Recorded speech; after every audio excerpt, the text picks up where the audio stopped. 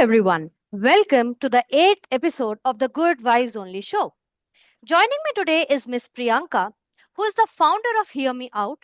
She is also a psychologist. She has worked with a neurodevelopment center, primarily supporting children with behavioral and developmental challenges. Through this conversation, we hope to provide you some valuable insights into the world of mental health while also debunking some myths and stigma associated with mental health.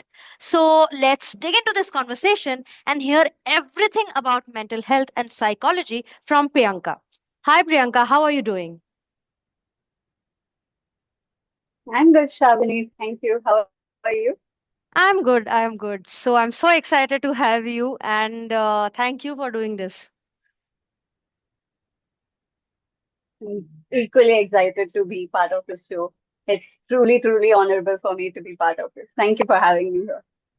All right. So my first question would be, uh, how did you decide to become a psychologist, and how was your journey as a psychologist was from the time you chose to study psychology till the time you started your own initiative? How is it like? Okay. So I started my journey in psychology, started from my school itself. My first way of the way I found psychology was because I was so bad at math. And I just decided, okay, hereafter, after my 10th, when it came to the time of choosing some subjects, I was like, okay, anything but maths. I don't want maths in any form. And that's how I came across psychology. So back then, it wasn't much popular, especially among the Indians, and most of the schools also did not offer. I did my schooling in Masjid. So even over there, out of the entire Indian schools, only one school was offering the subject of psychology. So I decided like, okay, this subject seems to be like free from maths. So why not go for it like safely? So that was the major reason how I ended up choosing psychology. But as I started learning about the subject and understanding how it kind of plays an important role in our lives, and everything about you is like there's a reason behind it. When I was seeing the connections as such, I was naturally getting fascinated more and more about the subject, and I decided that okay, this somehow I landed over here, but then hereafter it's going to be my career. This is my calling. So that's how I ended up continuing my career here. And then I did my UG in Bangalore and my master's in Chennai in Sri Ramachandra Hospital. And then for 2 years, I have been working in a neurodevelopmental center, which was specially for the special children. And those are having like developmental disorders. Mhm. After which, I was briefly working as a consultant counselor, student counselor in one of the international schools over here. So post that, somewhere in my journey from the time of my final year of the degree, I have been approached through my close circle people, be it my family or friends. Since I was the only one who they knew as a therapist and who knew that I'll be giving counseling, or I saw people approaching to me and they said that, okay, I have trust on you because I know you somehow, or I know you through a trusted source. So I'm ready to take counseling if you are giving me that service. So that's how I started to side by side freelance while I was doing my main job as well, or sometimes even at the time of my job hunting post my graduation, like I was doing working as a freelancer. And then eventually, like one day I thought that, okay, why not have some a portal where people could actually reach me out and they don't need to hassle like between where to find and who to find it from and all. So that's how my initiative of Hear Me Out started, where it is basically as the name goes, it's so whatever it is, there's no big or small. Everyone voices are important. Everyone voices are needed to be here. So uh, that's how my initiative started, and I'm currently working as a freelancer therapist where uh, I do give counseling. So I'm not now currently focusing with the children. I'm working with the adults, mostly on their self-identity and relationship concerns, and sometimes to do with the behavioral regulation as well. So yeah, that's my journey so far. Okay, so now that we know that you studied psychology all your life and you thought that's the possible subject that you could explore as it did not involve maths, did you face any Mhm. difficulties from your parents or somebody, some relative? Because as you said, I mean, psychology relatively is not new, but still a lot of colleges and schools do not offer such courses. So, did you face any difficulties or obstacles as such? Absolutely. My dad was the main one, I would say. Interestingly, my relatives were not the enemies as most people, most students would say that their career has been decided by some relative, some chacha chachi and all that. For me, it was my dad because he believed in medical science per se, but not in the paramedical, especially of psychology, because again, it was a field which wasn't so common. And so when I said, Dad, I'm going to take psychology, it seems like my calling over there. He thought I'm bonkers to do that. So he said, like, no, you'll not have a future here. Nobody knows about this. What will you do? Like, you're wasting your time. Might as well just take commerce and go ahead with that. Or go into law, go into banking, whatever, anything but psychology. He was in that way. So I had to spend quite a few years to convince him actually. It didn't end till my schooling time. Till my UG, I would say, like, he was still trying to convince me that, instead of psychology, you can do this, get into this sector, that sector, you'll do better, you'll be settled, nothing to worry, and all that. So yeah, it was my dad I had the major convincing to do with, but luckily, be it my mom, be it my relatives or friends, everyone was somehow fascinated with the subject, Yeah. and so they were like, "Oh, it's so cool! I know a psychologist. Or my daughter is a psychologist. My relative is a psychologist." So they were seeing it from that angle, which kind of helped me also. So only my dad was the concern, but eventually he saw how I was being passionate about this, irrespective of the challenges it threw me. So it was fine in that way. So now that you've spoken about the initiative which you run, which is Hear Me Out, I want to know what does your role as a psychologist involve, especially with adults? How how do you provide counseling, or how is it different from therapy? Just if you could brief us about that. Yeah. So currently I'm a psychologist, or some people even say like psychotherapist. I think my cat is disturbing. No problem. No problem. I'll just send him out maybe. No problem. No problem. Okay. He's going on shouting. I hope it's fine. Yeah, yeah. Anyway, it's not audible, so we can still go It's on. not. Okay. Okay. All right. Sorry. Yeah. So as I was saying, like, so I'm currently working as a psychologist. Some people even call themselves as psychotherapists. So here I mainly give one-on-one counseling, the individual counseling, where it's about the client's problems and we sit and talk about it. We formulate goals along with the client and we discuss that how to achieve and all. So that's how the one-on-one counseling works. And I do sometimes take group counseling, but it's right now I'm not doing as much as how other therapists would do because group counseling is not just about one particular individual. All the members of the group needs to consent for it. They need to feel Absolutely. comfortable about it. And also you need a common theme to work on. So right now I'm not having that sort of a setup, but I have done group therapy as well for the adults one or two times so far. So currently I'm mostly doing individual counseling and I do facilitate workshops for schools or corporate people, whoever is like needing like mostly they come and ask during the important days, be it like mental health day or like for psychology first aid. So it's those kind of workshops they contact me. So I have facilitated those workshops as well. Right. Uh, so, you spoken about the initiative and the idea how it came to you and everything.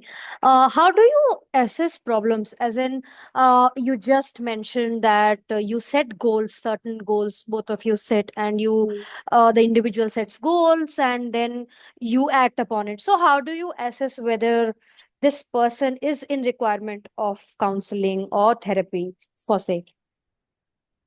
Sure. So, as a psychologist, like it's pretty much as much as you would go to a regular doctor and Hmm. discuss about your problems. So, obviously, first we'll ask and we'll sit with the client and we ask them what are the problems they're facing and which aspects it is like affecting them in their daily Hmm. life. Because, for example, when someone says that they're having sleep issues, they're not able to sleep at night.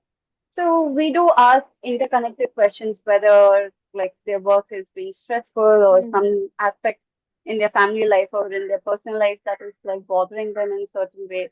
How's their food intake like? How's their daily functioning is like?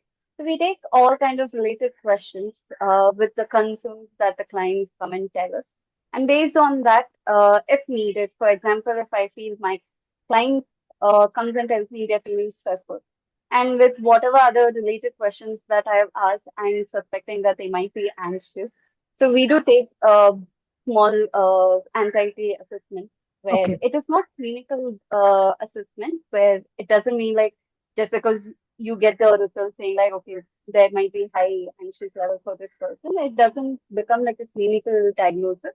But this is just for an understanding that oh, this is the level of anxiousness the person is facing. So then I would inform the same to the client that, okay, you might be facing anxiety over here, which is why your sleep is getting affected and Hmm. maybe the other aspects of your life is also getting affected. And then we slowly divide into the goals. Here, it's nothing about the psychologist decides what needs to be fixed or what solution needs to be given. The client has the upper hand. That is of what they want to work on and how they want to work on, what is the phase they want to work on it. So the client has the upper hand on that. It is not the therapist who's deciding. We will be guiding here. We will give the professional support, the advice that is needed because a lot of people are first timers to therapy. So as a professional, I'll say like, okay, there are these options that you could consider. It's absolutely your call over here. So in each and every step, based on the client's comfort, based on the client's needs, we will lay out the options, and the client can choose any option from which they find it suitable. So Right. even the goals, I would say, okay, these are the problems that you stated. Now you tell me which one comes in your priorities, like which one you want to be addressed. If I feel like there's a particular thing, maybe they not eating well and the sleep is getting affected by that. And if I feel like that's a priority out of all other issues, then I would suggest that. But if it's something like I feel the client can make a call, I would tell them, you tell me first which one you want to fix first, and step by step we can work accordingly. And mostly it is also like sometimes it can go like step by step. Once you achieve goal A, you go to goal B, then to Yeah. goal C.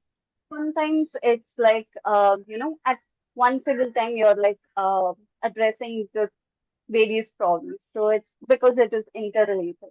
So it doesn't have to go like one by one. For example, if it's like some case of like people pleasing. So your people pleasing attitude doesn't just stick to a workplace or to your family place. Like that. It reflects everywhere, wherever you're connecting with people, wherever you're talking. Your people pleasing tendencies will be reflected. So when we are working on boundaries, we work on a general aspect so that anywhere, irrespective of the situation, whether it's a family situation or unfamiliar situation, or be it your boss, be it your parents, be it your spouse, whoever it is, if you feel like the boundaries needs to be drawn, we will see how that needs to be worked so that the client can be more assertive and especially not feel guilty for being assertive because that's Absolutely. also one of the important things that clients mostly they are okay with saying no, but sometimes the consequences after saying a no kind of stops them. So we work in that way. So it completely depends on the client, like how they are working, and sometimes it's also about the concern that they're talking about. Right. I want to know more about this initiative that you've working for, the Hear Me Out. Is this a portal, or how do people reach out to you, or do they sign up somewhere so that our audience also knows if there's a problem, they can probably reach out to you. Absolutely. So currently I'm running a page, it's called Hear Me Out, Instagram page. And I'm soon about to launch my website as well, where they can book the appointment. Right. So anyone currently who might be looking out for therapy, they can DM me on my page, Hear Me Out. So the process would be like, we would have a pre-screening call. So in the screening call, I would be connecting with the client and we'll be discussing about the process of therapy, whatever doubts that they might be having, and regarding the fee details also, and about how I work as a therapist, because each therapist have their style of working, their approach of working. So all these details would be addressed, and based on that, we'd be taking to the next step, which would be the intake procedure. So this basically involves collecting the client's details about their basic details about themselves and about the concerns that they want to be addressing in the therapy setup, and also about giving the consent that they are voluntarily signing up for therapy. So this is the intake procedure. Once everything is set and all done, and if they are like ready to start as per their convenience, so I do it currently online. So it will be like based on their time of convenience, like whatever date, whatever time that they feel convenient and they feel like safe to like sit on a call and then sit for a therapy, they can choose. So Right. it will be like a 1 hour session. So they can choose that as per their convenience. And once everything is set, the therapy session starts. And also the durations about some people ask whether it will be done, the problems would be sorted within a month or will it go for 3 months, 6 months. So that is something like highly depending on the client, because it depends on their commitment, it depends on their openness to change, because therapy is not something instant. I'm not giving here advice, I'm not going to give solution. I'm here to change and work on the deeper levels, the roots of their problems. And also, it's basically like you're reforming as a person. So obviously, there won't be instant fixes. Sometimes it can be messy. Therapy can feel quite a dark place to go on some days and all. It is both a good thing and a dark place to visit. I have had clients who have ghosted me also, because for them it was like therapy is too much, and that is okay because sometimes it does get in a messy way for us to deal with. So there are like a lot of factors, mostly on the client side, and obviously goes unsaid about their freeness, the way they are able to connect with the therapist is also very crucial. So in case if the client is not feeling quite comfortable with the therapist, then definitely the whole therapy won't work. So a lot of factors determine that. But on an average, I think I would say if it's like if you're fully committed to your therapy, if you're open, you no matter what challenges come, you're like open to it and you're ready to face it and you're working on it, each and everything you're doing as per it needs and everything. I think hardly within 1 to 3 months you'll achieve your goal. But then again, it's not like a fixed process. There's no fixed timeline. Everyone has their own timeline, and it's completely normal. Healing is not a linear process. So even if you're taking your time, it's fine. I would say I would still be proud that you're still here and you're trying to work on yourself. Right. it's not an easy thing. So yeah. Right. So as a psychologist, I'm very sure that you also have your shares of struggles and you have your ups and downs. What do you do to unwind? Or maybe there are days I'm sure you might feel a little anxious, or, and I know psychology is a very difficult subject to pursue, and being a psychologist is all the more difficult because initially people don't have so much trust in you because you have to build your own image so that people can come and trust you, right? How do you unwind, or say, do you just simply stop taking therapy for like 2 to 3 days, or how that works for you? I do take breaks as much as needed, whenever needed, because I think one thing that I would say I'm lucky as a freelancer is that I decide to take when I need my breaks, which wouldn't be so comfortable in organizations, especially in India, because again, mental health is not so openly seen as it should be seen, and they Hmm. don't people, when it comes to therapists, there's this another stereotype that you're a psychologist. If you're facing difficulties, how you're going to help your client. Yeah. So it becomes even more difficult to handle your mental health at those times. So being a freelancer, that's one major thing I am relieved about. Like if Hmm. I'm not feeling good today, mentally, physically, or emotionally, I'm down, or if I'm just not ready to sit for a session, no matter what the situation is, I would just inform my client and we reschedule it so that I could take my time off. And by doing that, I'm also protecting my client because my client, they deserve the best out of me. They're paying me money, they are coming to me, they're trusting me with their problems. And when I just sit with them for the sake of sitting in the session, it's not going to help them. It's definitely not going to help me. So it's better to take a break when you're not doing good. So that's one thing I would do, like taking breaks whenever needed. And mostly for me, I think most of the therapists would agree that since those who are especially involved in the talk therapy, we prefer silence because we get drained mostly sitting and holding space for others. We are listening to others, we are listening to their problems and everything. As much as we are happy to do that, sometimes we just want to sit in silence. It's not even like, okay, I want to talk my problem. Is there anyone who can listen to us? We just want to be left alone so that we can Hmm. mentally process all the things that we have Hmm. heard, we have been processing and all. Yeah, I And mean, sometimes, you cannot pour from an empty cup. You need to be full to provide help. definitely, Yeah. absolutely. So that's one major thing that I would do.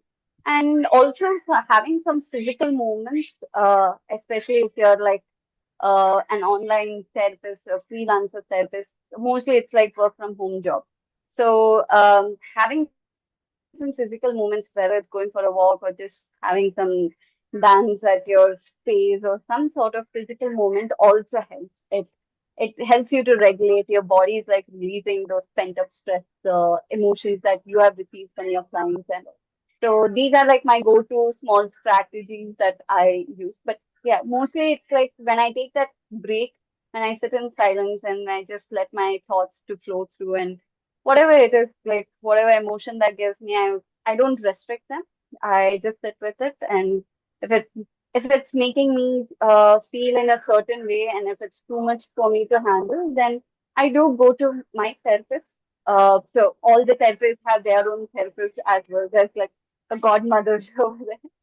So we do check to them and we'll be like, okay, this is happening and I think my clients' emotions are getting on me. What can I do? Whether in terms of supervision or in terms of having our self-checking, we do go head to our own therapist so that everything is like under control or we are like going in the right direction. Right. Right. So now we understand that a psychologist or a therapist also needs a therapist. That actually brings me to the next question, that out of all the clients that you've attended, has there been any instance where you have actually got attached to their stories? Or I know that I've also studied psychology, so I do know that it's very unethical and you shouldn't get attached to your client's story, or say the way he or she is behaving. So, has there been any instance where you have felt this is just going beyond my professional boundaries? So, has there been any instance? Um, okay. So in general, when you are being an empath over here, and it's a natural tendency to feel for the other person, not just as a therapist, even anyone for that matter. When you are listening to other person's problems and you are being there for them, it does affect you. Their emotions do affect you to a certain degree, and their feelings matter to you, and it does kind of has an after effect also until like the whole situation is sorted, or maybe depending on the person's relation also it has an impact. When it comes to therapy, as you said, it is important to know where the boundary lies. So as much as for the therapist it is important to know, even for the client it applies. So the attachment over here in a therapeutic setup, it's called as transference. So when the client, sometimes the client also might find a kind of an attachment, or sometimes they develop the feelings which they assume to be love for their therapist, a genuine love. But it is just that they feel truly hurt. They feel seen over here. They feel validated, which otherwise wouldn't have been a case that they had witnessed in their daily life. And so they think like, okay, this person, my therapist is understanding me, so I don't think so. Like this is normal. This is something beyond just therapy. That's why my therapist is sharing this level of understanding towards me. Mm-hmm. But it is just that we are doing our job, and just because someone understands you, they are acknowledging you or they are validating you, that doesn't just equate to love. So the boundaries, the way we carry out ourselves as a therapist, it's nowhere the client's fault. I Mm. wouldn't say that. It definitely involves on the therapist side of how they are carry forwarding the relationship. So the boundaries, which is subtle yet assertive, is what plays the trick over here. So we would be there for you. We would do the things that is needed so that you feel validated, you're feeling heard and seen. But at the same time, we'll ensure that we are not misleading you in any such ways, which Mm-hmm. gives the impression that, there might be something romantic or there might be something more than just a therapeutic relationship. And let's say somehow the client, despite taking all the safety measures and being cautious from our side, sometimes the client might still anyhow develop feelings.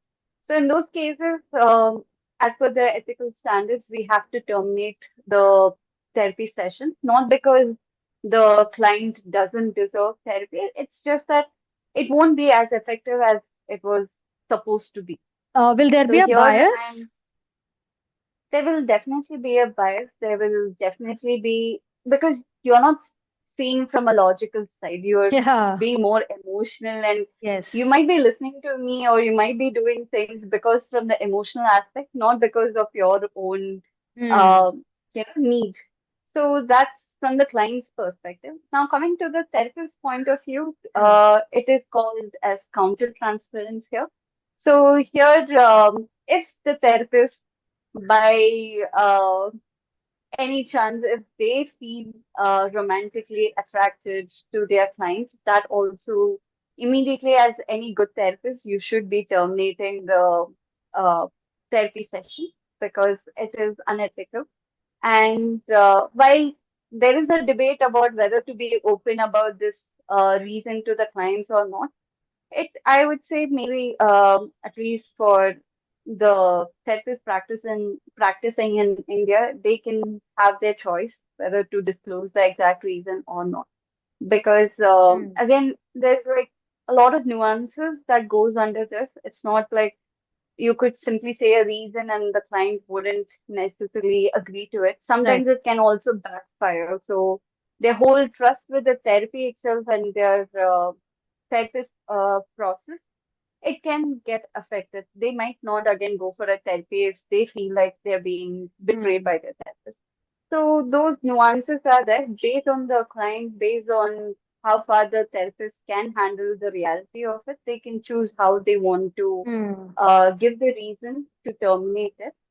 Um, but if it's something not romantic, if it is rather like you are being there for your client as a therapist with all the professional boundaries that needs to be maintained if you're maintaining it. And it is just that the weight of the matter is such that despite you taking your maintaining your boundaries, if you still carry forwarding the emotion, maybe it is their sadness or the kind of anger they're having, or it is some guilt they're feeling.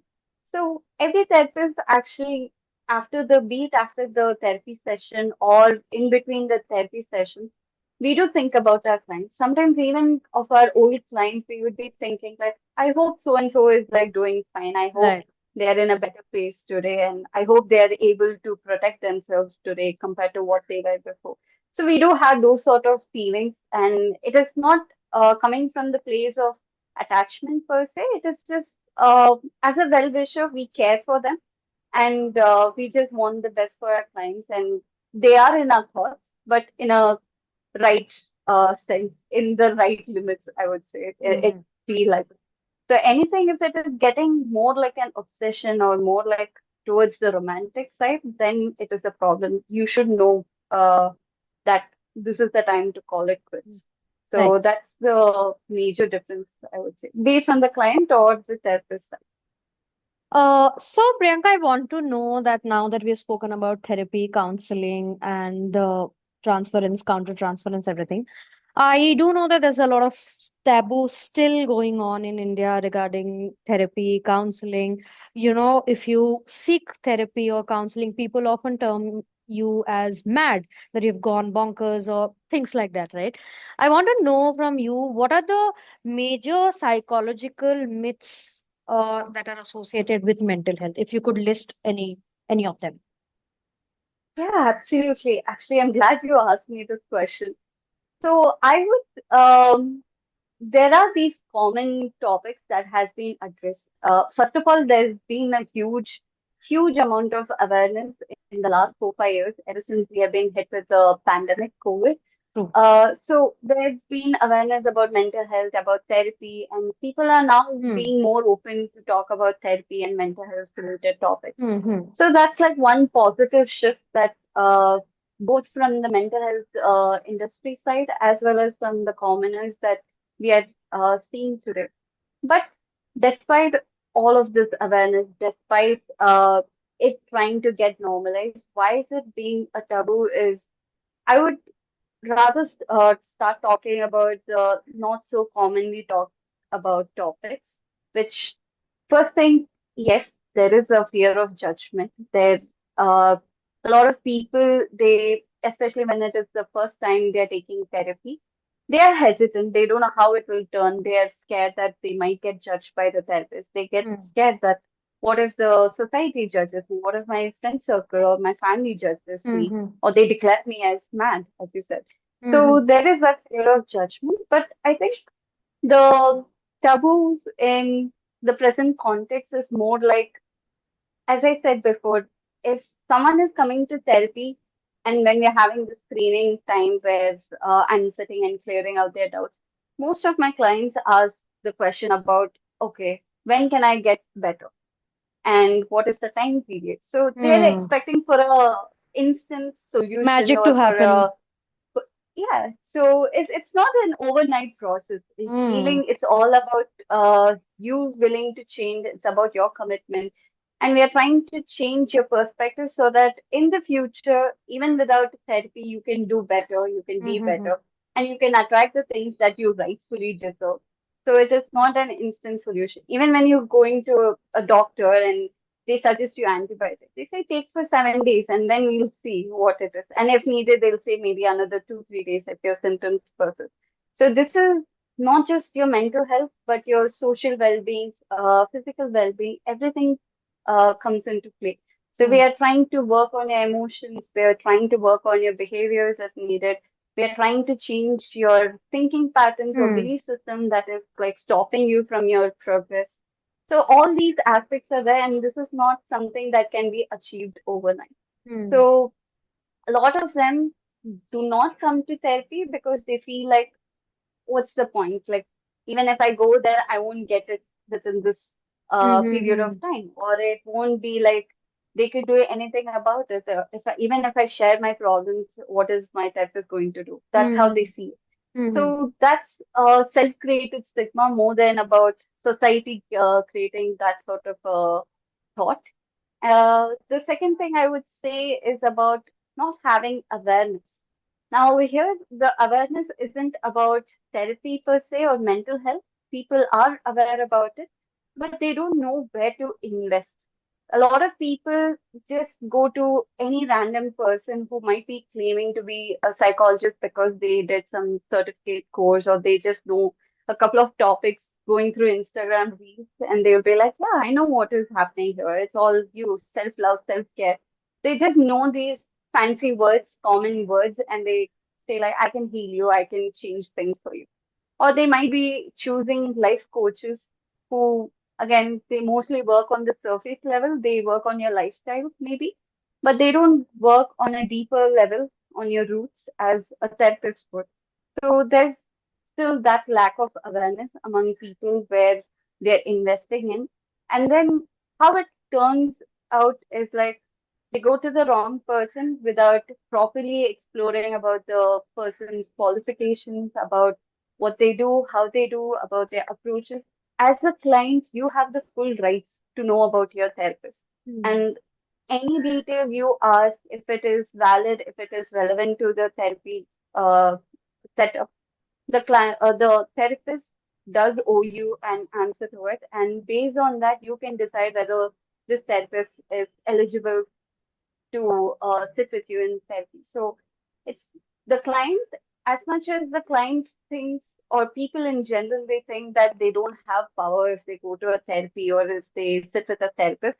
Actually, it's the other way around. You get to choose, you get to discontinue, even if you're coming to a proper psychologist, if something is not feeling good and you're not feeling safe enough to talk about your problems, you have the full rights to walk out of that therapy setup. You don't need to give even an explanation if you feel like that's not something you want to do.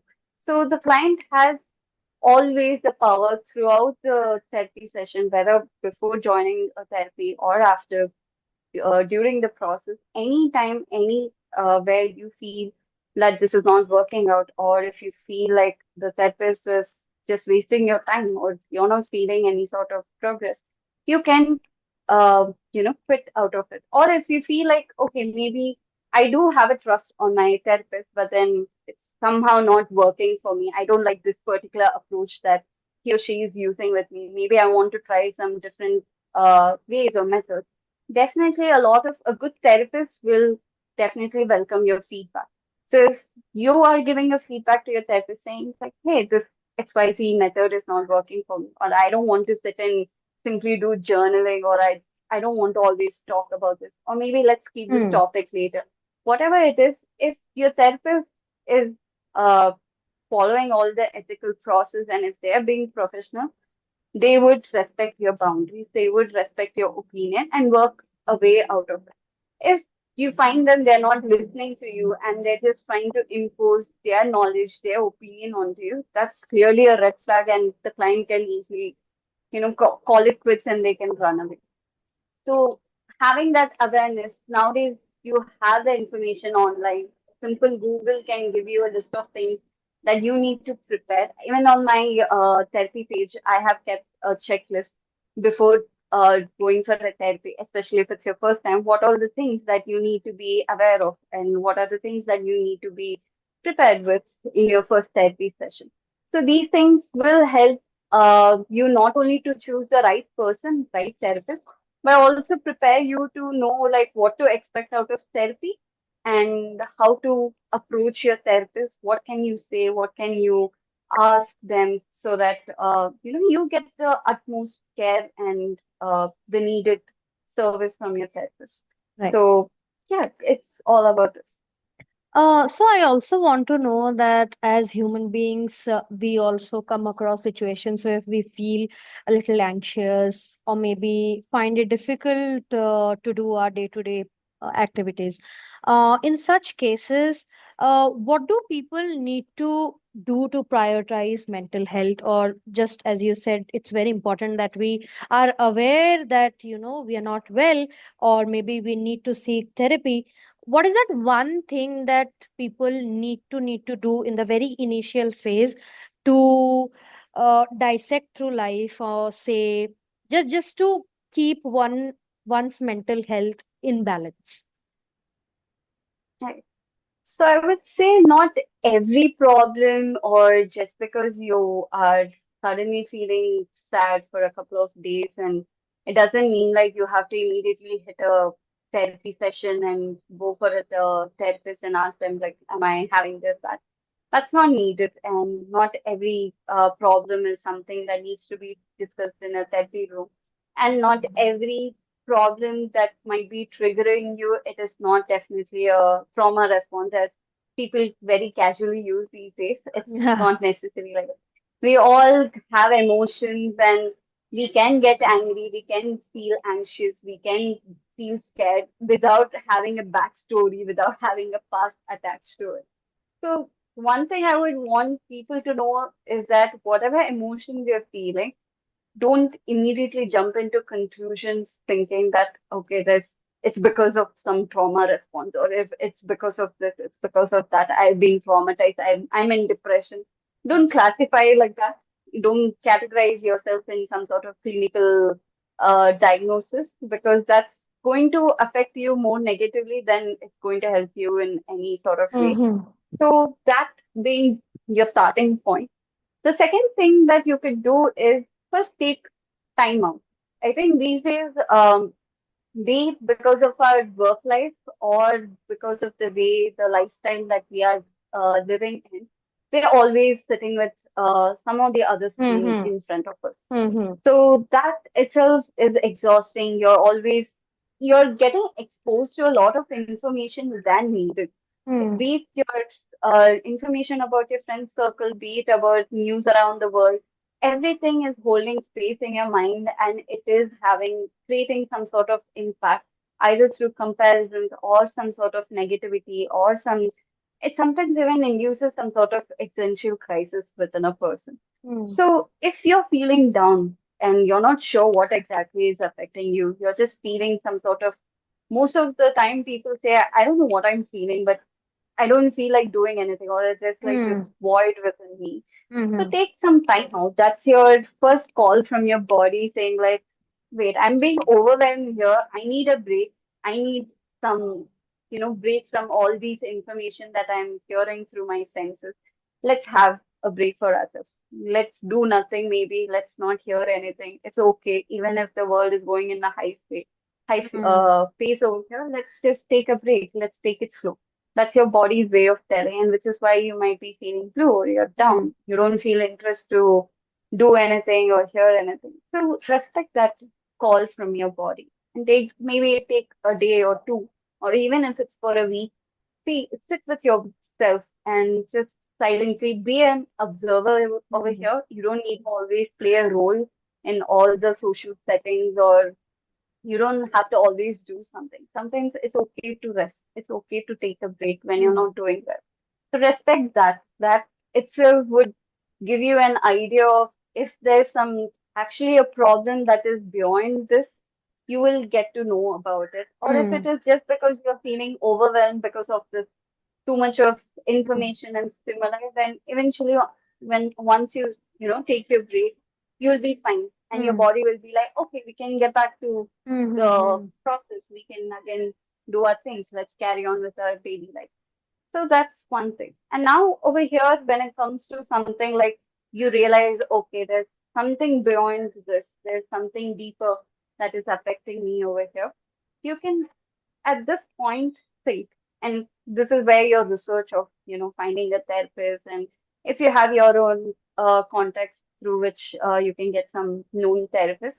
So when you realize that there's some deeper problem that Mm. you think might not be something that you can handle by yourself, or Mm-hmm. maybe even with the help of your support system, be it your friends or family, you feel the problem is still persisting, and you Mm-hmm. feel this is something that you need to go to a professional and seek help. that's the time, all your research comes into the picture.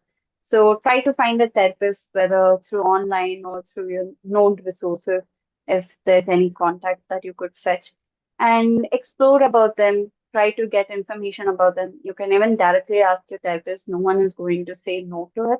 So explore all the details. Try to see what is the fee range also, because financial reasons are also one of the major things that stops Absolutely. people from taking therapy. That again, here there are two types of people. There are people who seek therapy, but the financial reason is the only thing that's stopping them. And there is this other sector of people who don't mind spending in other aspects, whether it's their vacations or trips or shopping. They're okay with splurging, but when it comes to their mental health, unfortunately, they don't think it is worthy enough to, pay Mm. for that and for a therapy. Right. So don't compromise on your mental health on that. It's Mm. all an investment at the end of the day. When you're protecting your mental health, when you're taking care of your mental health, naturally you're taking care of other aspects of your life. You're improving the quality of your life. So not even 1 rupee that you might be spending on a good therapist would be seen as some sort of a waste of money. It's rather an investment for yourself. So, yes, go for an option that suits your budget, but don't compromise or don't neglect your mental health just Mm-hmm. because it is not worthy enough to spend just because it's about your mental health and Yeah. it's something that you sit with a friend and deal. Because you can sit with your friend. It's good to have a support system, but talking to your friend doesn't equate to talking to a therapist and sorting Absolutely. out your. So I would say, yeah, these are the few things that people should Mm. remember, and these few steps itself would be like good enough for Mm-hmm. them to handle their uh, periods of low phases and all that. So yes, therapy is not necessary always. Not all problem needs to be discussed with a Mm-hmm. therapist.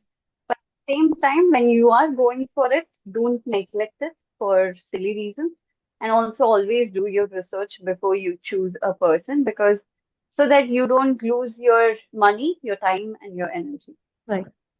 So that now that we've come to the end of the podcast, we have a very fun session that we ask every guest of ours. So we have a rapid fire, and this is this is what you say, very psychologically customized. So we will be asking you certain questions, and you have to be very responsive in within like few seconds.